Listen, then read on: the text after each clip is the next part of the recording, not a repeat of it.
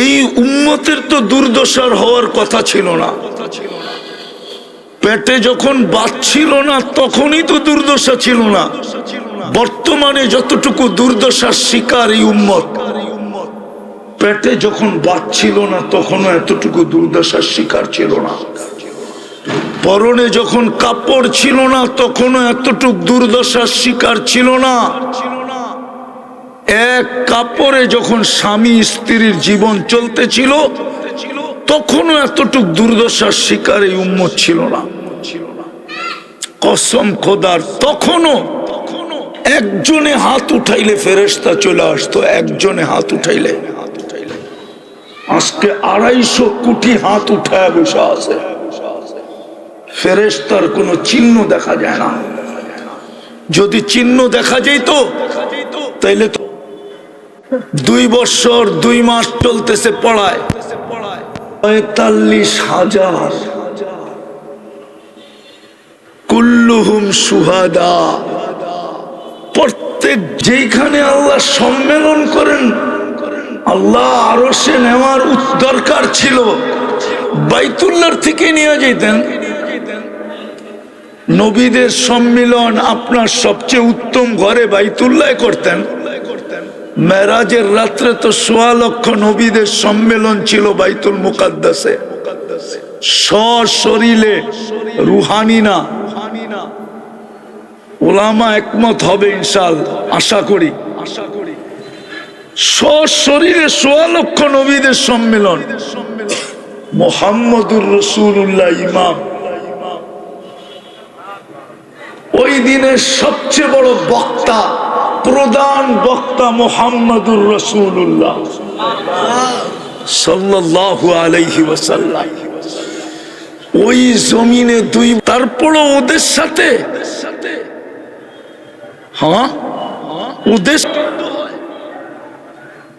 32 বার আল্লাহর কাছে যাদের ব্যাপারে আমরা আশ্রয় প্রার্থনা করি, গায়রিল মাগদুব, ওদের কমসে কম 32 রাকাতে তো 32 বার বলি গায়রিল মাগদুব।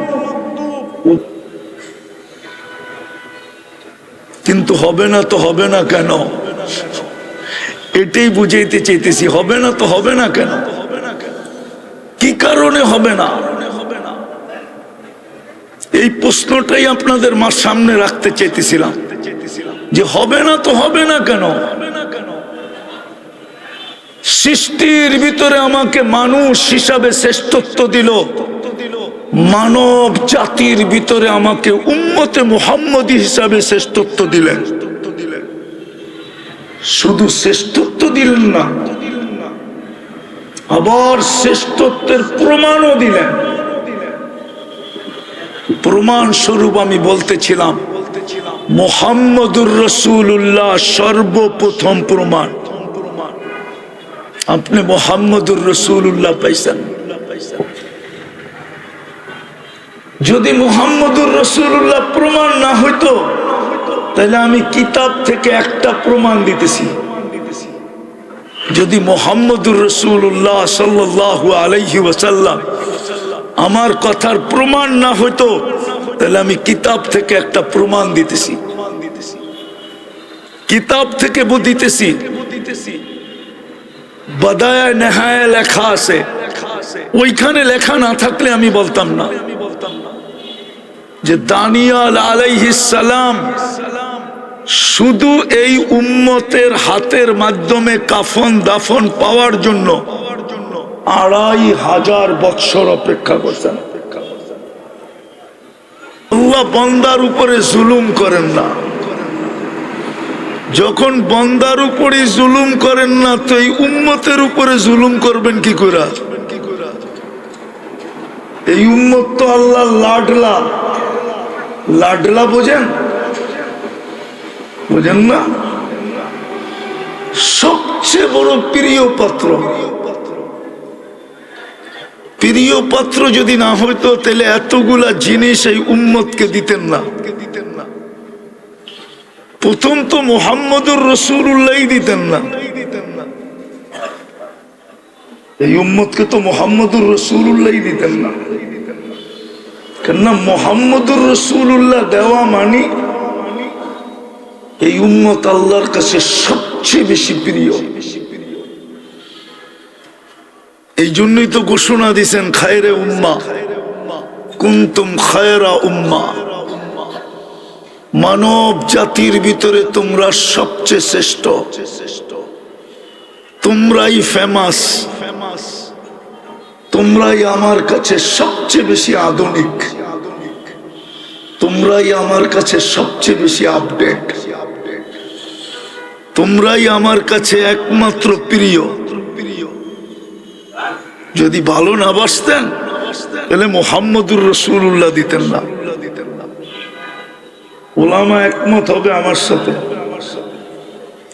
মুহাম্মদুর রাসূলুল্লাহ দেওয়া মানি এই উম্মত কি আল্লাহর কাছে সবচেয়ে প্রিয়, লাডলা। হ্যাঁ, এই উম্মতের তো আল্লাহর কাছে 7 খুন মাপ। কয় খুন মাপ? কি কয়? আমি কম বলছি, নাইলে 100 খুনের উদাহরণ দিলেন কেন? বনি ইসরাইলের 100 খুনের উদাহরণ মুসলিম শরীফে আছে না নাই? না নাই? উলামা কি বলে? নাই? 100 খুনের উদাহরণ আছে। আচ্ছা, বনি ইসরাইলের 100 খুনের আসামিকে যদি মাফ করতে পারেন 2 কদম দিয়া, তাইলে তো এই উম্মতের হাজারো খুন আল্লাহ মাফ করতে পারেন কদম ছাড়া। ওইখানে তো কদম চলছে, এখানে কদম ছাড়াই মাফ করতে পারেন। হাদিসে কুদসি দিব? আচ্ছা, একটা দেই, ঠিক না? আল্লাহ তো বলে ফালাম্মা তায়াক্কানতা বিল বাওয়ার ওয়া যানানতা আন্নাকা মিন আহলিন নার মানাহতু ইলাইকা রিদওয়ানি ওয়াল্লাইতু ইলাইকা গফরানি ওয়া কুলতু লাকা লা তাহজান গফারতু লাকা যুনুবা ওয়াল আওসার ওয়া লিআজলিকা সাম্মাইতু নাফসি আল আজিজুল গফফার। আফসোস যদি আপনারা আরবি বুঝতেন। এই উম্মতকে তো আল্লাহ সম্বোধন করে বলতেছে ফালাম্মা তায়াক্কানতা বিল বাওয়ার ওয়া যানানতা আন্নাকা মিন আহলিন নার। যদি তোর চিন্তায় তুই সিদ্ধান্তে পৌঁছলি যে ধ্বংস তোর জন্য অনিবার্য, দুজক তোর জন্য নির্ধারিত, এটা তোর সিদ্ধান্তে যদি তুই পৌঁছলি, মানাহতু ইলাইকা রিদওয়ানি, আমি রেজার চাদর দিয়া তোকে ডাকতে দেরি করি না, ওয়াল্লাইতু ইলাইকা গফরানি, তোকে মাগফিরাতের ভিতরে ডুবাইতে দেরি করি না। ছুটা এসব পিঠে হাত দিয়া বলতে থাকি চিন্তার কোনো কারণ নাই, তোর গুনাহ খাতা মাফ। তোর জন্যই তো আমি আজিজুল গফফার। আর একটা দিব, এই উম্মতের যে 7 খুন মাপ, আর একটা দেখাবো। 7 খুন না, 700 খুন মাপ। হ্যাঁ হ্যাঁ, আমি প্রমাণ দিতেছি, দেখি ওলামা একমত হয় কিনা। আল্লাহ বলে ইয়াবসুতু ইয়াদাহু নাহারান হাত্তা ইয়াতুবা মাসিআল লাইল। আল্লাহ বলে সারাদিন তোর জন্য হাত প্রসারিত করে থাকি। রাত্রে কত গুনাহ করলি, কি করলি, বড় বড় করলি না ছোট ছোট করলি, এটা আমার বিষয় ছিল না। বিষয় ছিল সূর্য উঠতে দেরি, তুই আমার কাছে মাপ চাইলি কিনা, এটা বিষয় ছিল। এটা বিষয় ছিল সূর্য উঠতে দেরি, মাপ চাইতে দেরি হলো না, এটা বিষয় ছিল। রাত্রে কি করলি এটা বিষয় ছিল না। আবার বলে ইয়াবসুতু ইয়াদাহু লাইলান হাত্তা ইয়াতুবা মাসিআন নাহার। আমি তো এই জন্যই বলি একটা দিয়া আল্লাহ উম্মতকে ফাঁসায়া দিতে পারে, একটা দিয়া। আর আমার মনে হয় একটার কারণেই আজকে উম্মতকে আল্লাহ বারবার হলুদ কার্ড দেখাইতেছে, বিশেষ করে এই বাংলাদেশের উম্মতকে। হলুদ কার্ড চিনেন? গ্রিন কার্ড হাতে দিয়ে তো জন্ম দিছিলেন যে উম্মতে মুহাম্মাদি তুমি, গ্রিন কার্ড তোমার হাতে। মনে হয় গ্রিন কার্ড বলতে আবার আমেরিকান গ্রিন কার্ড বোঝে কিনা?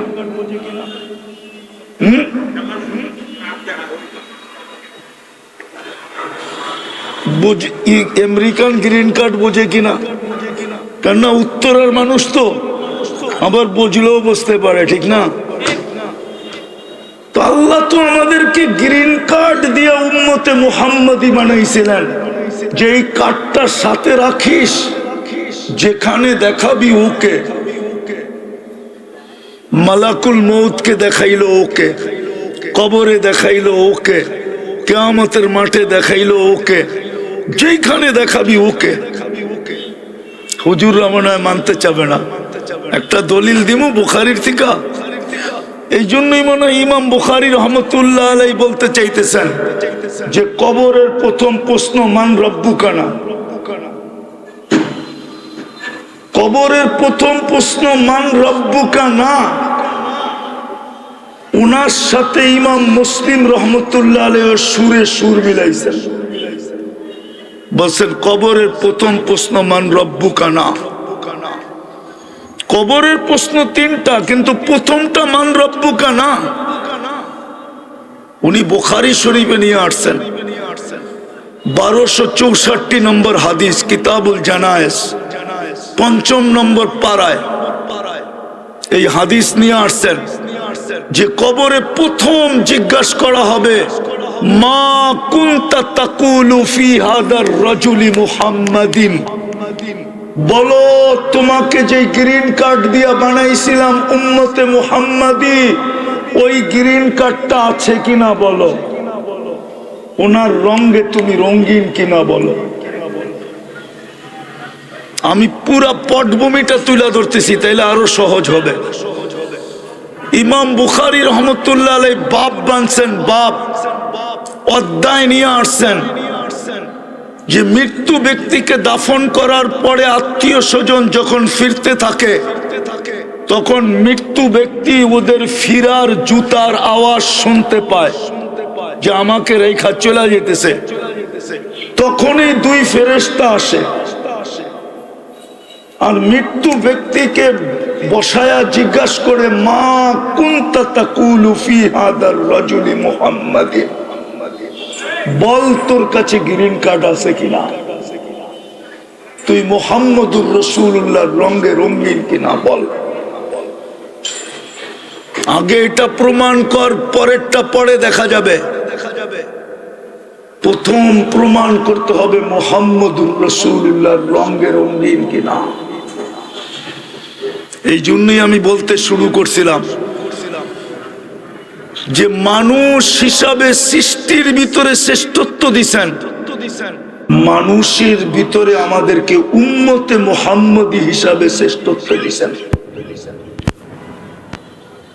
শোনার ব্যাপারে আল্লাহর ঘোষণা হলো ইদা কুরিয়াল কোরআন ফাস্তামিউ, যখন কোরআন বা কোরআনী কথা শোনো তো পরিপূর্ণ মনোযোগ দিয়ে শোনো, বিন্দুও যেন কম না হয়। পরিপূর্ণই এটার মাত্রা। ওষুধের যেরকম মাত্রা আছে, পাওয়ার আছে, ঠিক কোরআন শোনার আল্লাহর পক্ষ থেকে নির্ধারিত পদ্ধতি হলো মনোযোগ দিয়া শোনো। দ্বিতীয় আল্লাহর নিয়ম হলো, আল্লাহর অনুরোধ, আল্লাহর হুকুম হলো আনসিতু, পরিবেশটাকে বিলকুল নীরব রেখা শোনো। কেননা তাফসীরুল কোরআন মাহফিল, কোরআন শব্দটা এখানে যুক্ত আছে। এই জন্য কোরআন শোনার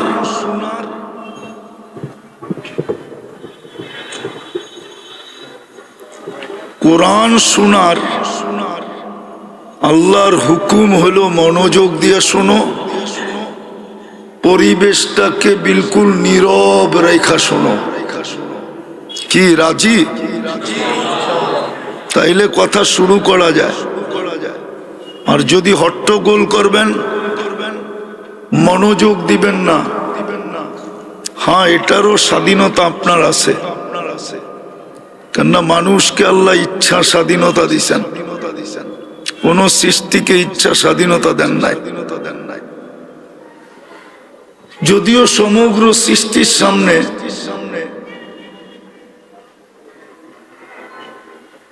অনেক সৃষ্টির সামনেই মানুষ ক্ষুদ্র প্রাণী, আর কোরআনে মানুষের অনেক দোষ বর্ণিত, কোরআনে মানুষের অনেক দোষ বর্ণিত আছে। জন্ম তথ্য থেকে নিয়া, জন্মসূত্র থেকে নিয়া, কোন জিনিস দ্বারা মানুষের অস্তিত্ব এটা থেকে নিয়া মানুষের লম্বা দোষ কোরআনে বর্ণিত আছে। একটা দেখাই, মানুষ বিদ্যুটে দুর্গন্ধময় নিকৃষ্ট পানির তৈরি, মিম্মা ইম্মাহিন। কোন সৃষ্টিকে আল্লাহ এই ঘোষণা দেন নাই যে আমি তোমাকে নিকৃষ্ট জিনিস থেকে তৈরি করছি।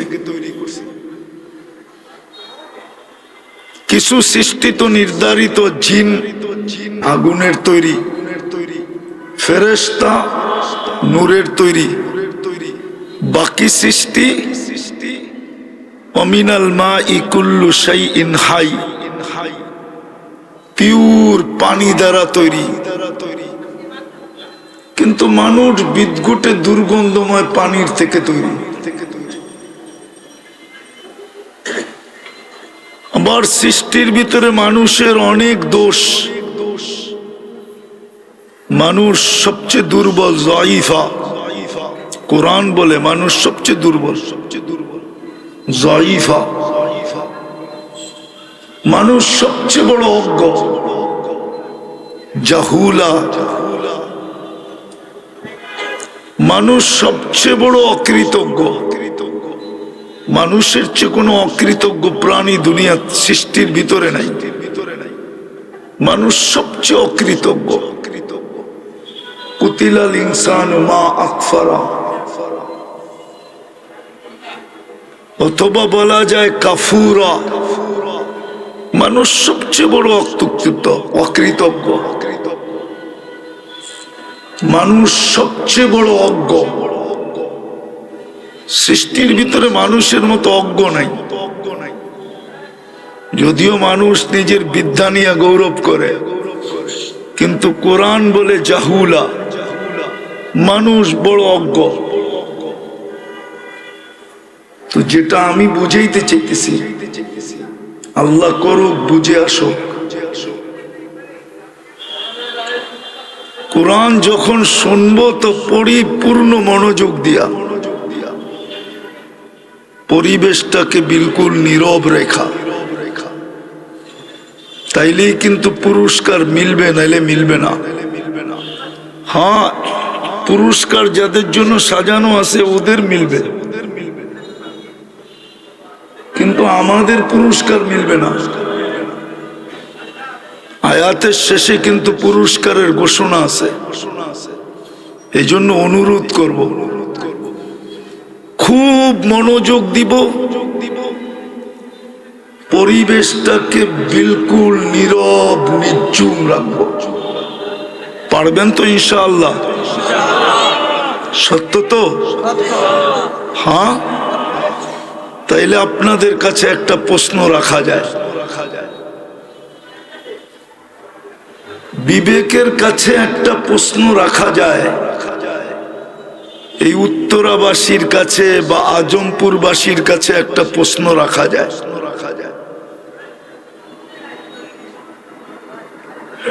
সেটা হলো, সৃষ্টির ভিতরে তো আল্লাহ আমাদেরকে শ্রেষ্ঠত্ব দিলেন মানুষ হিসাবে। আবার মানুষের ভিতরেও আমাদেরকে শ্রেষ্ঠত্ব দিলেন উম্মতে মুহাম্মদী হিসাবে। আমরা সৃষ্টির ভিতরে দুই দিক দিয়ে কিন্তু শ্রেষ্ঠ। এক তো হলো মানুষ হিসাবে, সৃষ্টির ভিতরে আমরা সবচেয়ে শ্রেষ্ঠ। ওয়ালাকাদ কাররামনা বনি আদম, আমাদের চেয়ে শ্রেষ্ঠ কেউ নাই। যদিও যুক্তি বলে না, যুক্তি বলে মানুষ শ্রেষ্ঠ হবে কেন? একটু আগেই তো বললাম মানুষ সবচেয়ে বিটগুটে দুর্গন্ধময় পানি দ্বারা তৈরি, এটা কেন শ্রেষ্ঠ হবে? শ্রেষ্ঠ তো হওয়ার কথা ছিল নূরের তৈরি, যেটা ওইটা শ্রেষ্ঠ হবে। ফেরেশতা নূরের তৈরি, যুক্তি এটাই বলে। যুক্তি কিন্তু এটাই বলে যে শ্রেষ্ঠ হবে নূরের তৈরি, যেটা সেটা শ্রেষ্ঠ হবে। মানুষ কেন শ্রেষ্ঠ হবে? দ্বিতীয় শ্রেষ্ঠ হওয়ার যোগ্য ছিল যারা আগুনের তৈরি। এই জন্যই তো ও যুক্তিকে কাজে লাগায় বলছিল আনা খায়রুম মিনহু, আমি মানুষের চেয়ে উত্তম। এই জন্য কিন্তু শয়তান যুক্তিকে কাজে লাগায় বলছিল যে আমি মানুষের চেয়ে উত্তম। খালাকতাহু মিন তিন ওয়া খালাকতানি মিন নার, এটা তো মাটির তৈরি। যুক্তি তো বলে আমি উত্তম হব, আমিও এটাই বলতেছি। যুক্তি বলে মানুষ কেন উত্তম হবে? সবচেয়ে নিকৃষ্ট জিনিসের থেকে তৈরি। উত্তম তো হওয়ার উচিত ছিল নূরের তৈরি, ভালো মতে, কিন্তু নাইলে পরের কথা বুঝে আসবে না। আজকে বুঝে না আসার কারণেই দুরবস্থা। বুঝে না আসার কারণেই এই উম্মতের দুরবস্থা। সমস্ত উম্মতের যদি দুরবস্থা হতো তাইলে এটা মাইনা নেওয়া যেত, কিন্তু এই উম্মতের দুরবস্থা কোনো যোগ বিয়োগে মিলে না, মাইনা নেওয়া যায় না। এই উম্মতের দুরবস্থা হবে কেন? যদি অ্যানালাইসিস করি, তাইলে চিন্তা করি, তাইলে এই উম্মতের দুরবস্থা হওয়ার কোনো সুযোগই ছিল না। কিন্তু এই উম্মত আজকে যে দুরবস্থার শিকার, 250 কোটি হওয়া সত্ত্বেও, 250 কোটি হওয়া সত্ত্বেও,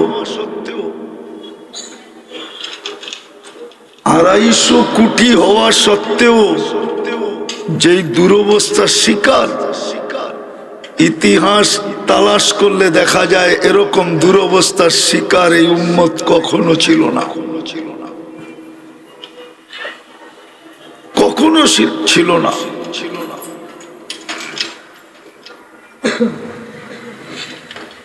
এই উম্মতের আজকে যে দুরবস্থা, 70% সারা দুনিয়ার সম্পদ এই উম্মতের পায়ের নিচে।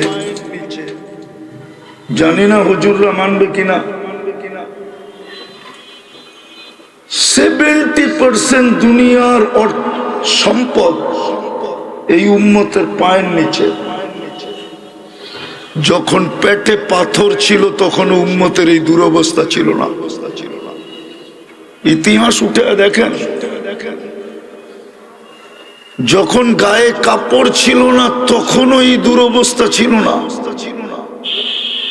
যদি দুরবস্থা হতো তাইলে আমির ইবনে রিবঈ রাদিয়াল্লাহু তাআলা আনহু, পারস্য সম্রাট রোমের দরবারের কালীন ছিদ্র করতে করতে করতে করতে ওর দুয়ার পর্যন্ত পৌঁছার সুযোগ হইতো না।